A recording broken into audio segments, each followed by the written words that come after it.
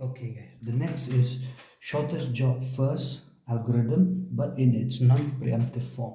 Non-preemptive forms mean preemptive meaning non-interrupting. Okay, we will see when we do preemptive what do we actually mean by this. But for now, the algorithm that we will be looking at is SJF, or as shortest job first, non-preemptive. Now we have done this exact same situation following FCFS, and we found that the average waiting time is 10.25. Now let's try to solve this using shortest job first algorithm.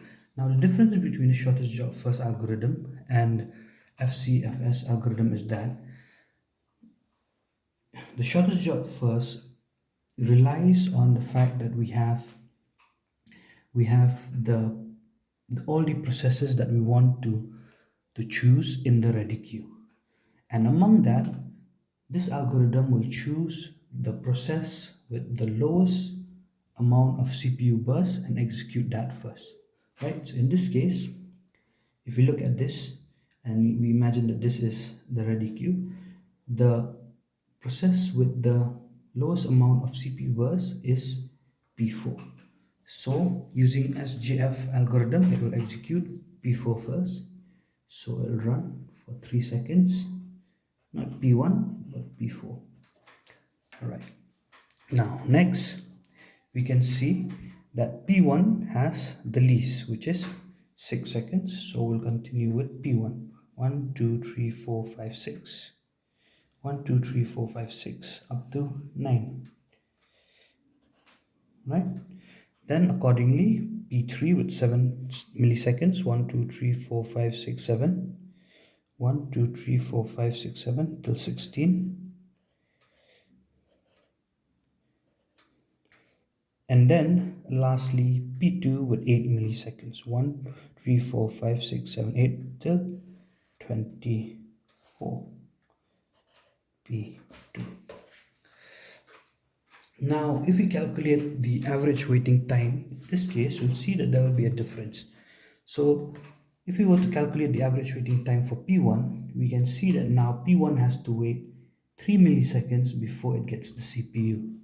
So, we'll write here 3 plus P2 has to wait 16 milliseconds before it got the CPU in our Gantt chart. So we'll write here 16. P3 had to wait 9 milliseconds, write 9. And P4 did not have to wait at all. And divide this by 4.